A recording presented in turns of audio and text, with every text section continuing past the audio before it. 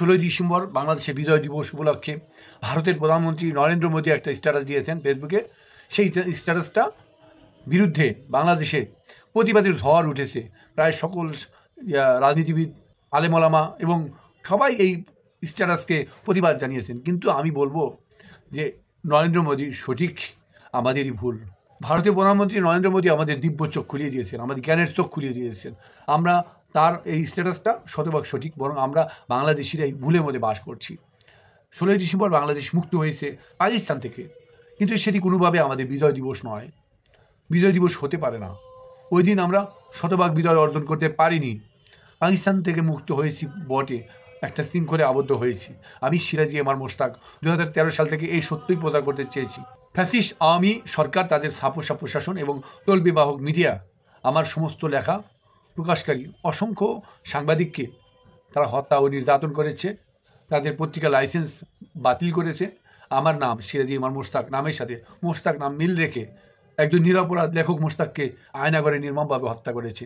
সর্বোপরি এই পত্রিকাগুলো বন্ধ করার কারণে বা লাইসেন্স ক্যান্সেল করার কারণে গুগল থেকে আমার লেখাগুলো মুছে গেছে বা ডিলিট হয়েছে। যাই হোক, আজ সামান্য একটা প্রমাণ দিচ্ছি আমরা কতটা বোকা জাতি। 14ই ডিসেম্বর শহীদ বুদ্ধিজীবী দিবস পালন করি।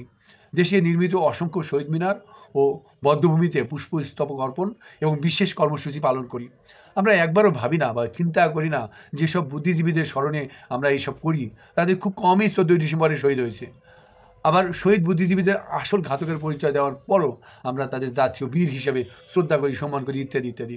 দেখেন আমরা কতটা বোকা জাতি। বুদ্ধিজীবীদের লাশকে ঘৃণাভরে প্রত্যাখ্যান করে একেবারে ইট বালির টুকরা বা মৃত কঙ্কাল, হাড্ডি সার কোনকালেকার সেটাকে বুদ্ধিজীবীদের লাশ মনে করে আমরা কী সব করে থাকি। দেখেন তার স্পষ্ট প্রমাণ দেখেন। প্রথমে এই ছবি দিয়ে শুরু করি। এখানে পাকিস্তান সেনারা ভারতের সেনার কাছে আত্মসমর্পণ করেছে 16ই ডিসেম্বরে। এখানে স্বাক্ষর করেছে কে কে? বাংলাদেশের কোন কারোর স্বাক্ষর এখানে আছে বলেন, আপনারা বলেন। তাহলে চিন্তা করুন, এটা পাকিস্তান থেকে আমাদের মুক্তি হতে পারে, কিন্তু কোনো দিনও কখনোই এইটা আমাদের বিজয় দিবস হতে পারে না।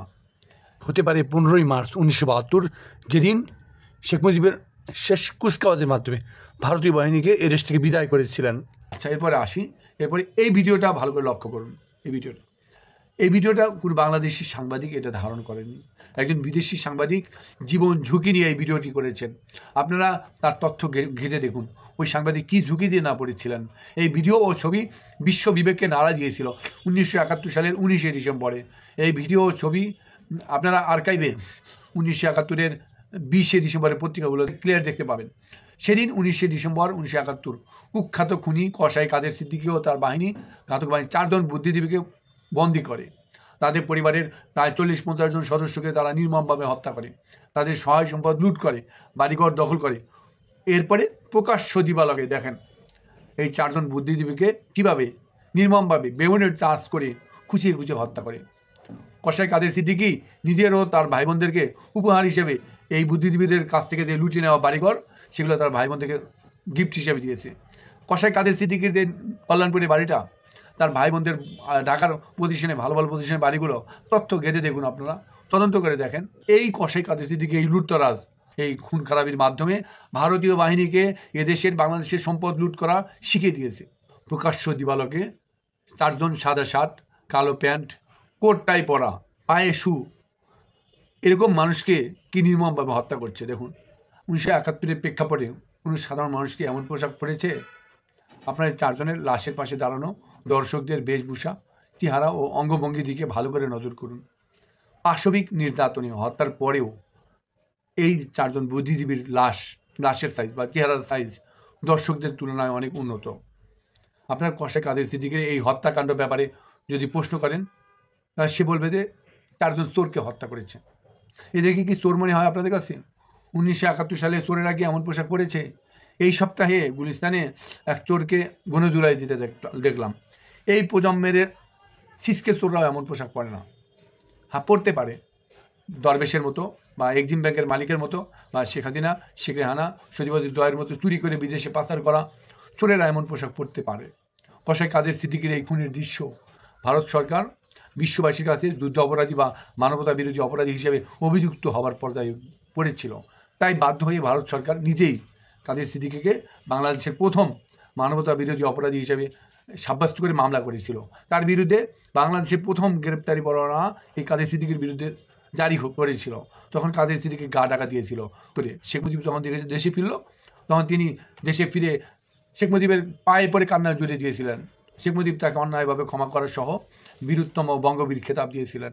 সেই বীরুত্তম খেতাবদারি, বঙ্গবীর খেতাবদারি, রক্ষী বাহিনীর সেকেন্ড কমান্ড, শেখ মুজিবকে আব্বা ডাকা মানুষ, শেখ হাসিনাকে মারপেটের বোন ডাকা মানুষ, রক্তে মাংসে পেশাব পায়খানায় থুতুতে কাশিতে নিঃশ্বাসে বিশ্বাসে সর্বত্র একজন খাঁটি আওয়ামী লীগের মুক্তিযোদ্ধা ব্যবসার প্রধান কর্ণধার কসাই কাদের সিদ্দিকীর এই হত্যার দায় একজন নিরীহ কাদের মোল্লার উপর কেন পড়ল বলুন? ঘাতনিক সেক্রেটারি ওই উপদেষ্টা ডক্টর আসিফ নজরুল, শাহবাগের যে গণজাগরণ মঞ্চকে পেট্রোনাইজ করেছে আরেকজন উপদেষ্টা ফারুকি, তারা কি কসাই কাদের সিদ্দিকীর এই ভিডিও দেখেননি? আপনার কেন কাদের মোল্লারে তুই রাজাকার বলে চিল্লালেন, স্লোগান দিলেন? আপনারা কি জানতেন না এই কসাই কাদের সিদ্দিকী এই হত্যাকাণ্ডগুলো করেছে, বুদ্ধিজীবীদের হত্যা করেছে? আমরা যাদেরকে 14ই ডিসেম্বরের শহীদ বুদ্ধিজীবী মনে করি বা নানা কিছু করি তাদের জন্য স্মৃতি স্মরণে, ওইসব বুদ্ধিজীবীরা কয়জন সেদিন 14ই ডিসেম্বরে শহীদ হয়েছে? আপনারা যদি অধ্যাপক মুনতাসির মামুনের তার মুক্তিযুদ্ধ সমগ্র 2 পৃষ্ঠা 182-তে তিনি উল্লেখ করেছেন যে 71 সালে গঠিত বুদ্ধিজীবী হত্যা তদন্ত কমিটির আহ্বায়ক চলচ্চিত্রকর জহির রায়হান খানিকটা আলোকপাত করেছিলেন। ভারতের সাপ্তাহিক নিউ এজ পত্রিকায় 1972 সালের জানুয়ারিতে এক সাক্ষাৎকারে জানান, আলবদরদের কার্যকলাপ অনুসন্ধান করতে যেয়ে আমরা এই সাথে অপরাধীদের প্রকৃত উদ্দেশ্য বুঝবার জন্য নানা প্রশ্নের উত্তর খুঁজেছি।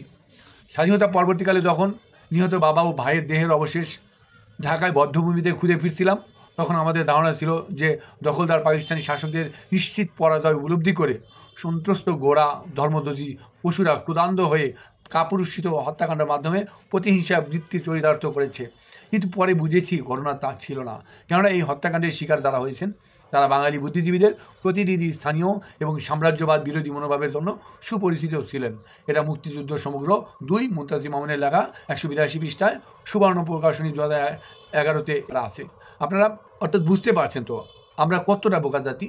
খোদ বুদ্ধিজীবী জহির রায়হান প্রমাণ করে গেছেন, আর ঘাতক কসাই কাদের সিদ্দিকীর এই ভিডিও চোখে আঙ্গুল দিয়ে দেখিয়েছে যে 14ই ডিসেম্বরে নিখোঁজ বুদ্ধিজীবীরা ওই দিন থেকে শহীদ হতে হতে অদ্যবধি বিশেষ শক্তির ইশারায় এখনও এই হত্যাকাণ্ড চলছে।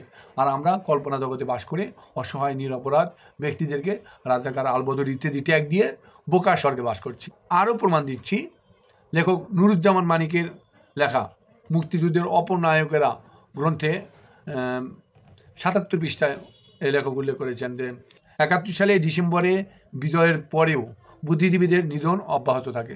দৃষ্টান্তস্বরূপ ডক্টর মনসুর আলী, তিনি শহীদ হয়েছেন 1971-এর 21 ডিসেম্বর। চলচ্চিত্রকার জহির রায়হান, তিনি নিখোঁজ হন 30 জানুয়ারি 1972। সাংবাদিক গোলাম রহমান, তাকে হত্যা করা হয়েছে 1972-এর 10 জানুয়ারি। দুর্ভাগ্যজনক হলেও সত্য, 1971 সালে বুদ্ধিজীবী হত্যাকাণ্ড শুরু হয়ে এখনও তা চলছে।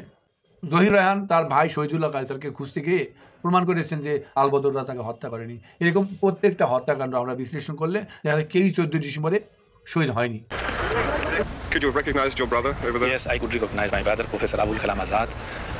He's professor of mathematics. When did he disappear? He was picked up from his house on 15th December. অর্থাৎ আমরা 14 ডিসেম্বরে যে দিবসটা পালন করি, তেমনি 16 ডিসেম্বর পাকিস্তান মুক্তি দিবসের পরিবর্তে বিজয় দিবস পালন করি। আর আসল ঘাতক কসাই কাদের সিদ্দিকীর পরিবর্তে নিরীহ নিরপরাধ ব্যক্তিদেরকে অন্যায়ভাবে ফাঁসিয়ে দেই। হায় বোকা জাতি, এই সত্য জানার পরেও আমরা যদি আসল ঘাতকের বিচার না করি বা আমরা যদি এর দায় ওই নরেন্দ্র মোদীর উপরে চাপিয়ে দেই, তাহলে আমরা কতটা বোকা জাতি। নরেন্দ্র মোদী তিনি আমাদের চোখের পর্দা সরিয়ে দিয়েছেন। আপনারা ফিরে দিন। যদি আপনারা এভাবে দোষারোপ করতে থাকেন তাহলে ওই ফাঁসির দণ্ডপ্রাপ্ত যে আমরা যাদেরকে হারিয়েছি তাদের জীবন ফিরিয়ে দিন। আপনার বিচার করুন কসাই কাদের সিদ্দিকী। আপনি যারা অন্যায়ভাবে বিচার করেছে, যারা বলেছে, আদালতে বলেছে যে উকিল সাহেব আমরা নিরপরাধ, আমাদের কিছু করার নাই, সরকারের কাছে পাগল হয়ে তারা একটা রায় চায়, আপনি ওই বিচারকদের বিচার করুন যারা অন্যায়ভাবে বিচার করেছে, যারা ইতিহাসকে বিকৃত করেছে, বাংলাদেশে আন্তর্জাতিক অপরাধ ট্রাইব্যুনাল বাংলাদেশে প্রতিষ্ঠা করে নিরপরাধ ব্যক্তিদেরকে হত্যা করেছে, তাদের বিচার করুন। আর যারা স্কাইপে কেলেঙ্কারি করে এই দেশের বিচার ব্যবস্থাকে ধ্বংস করে দিয়েছে তাদের বিচার করুন। কই বোকা জাতির সে ব্যাপারে কোনো উদ্যোগ নেই। তা এই পাগল জাতি সত্য জেনে বুঝেও সেটা হজম করে আর নরেন্দ্র মোদীর বিরুদ্ধেও বিষোদাগার করে। আফসোস আমার এই বাংলাদেশি বোকা জাতির জন্য। ধন্যবাদ।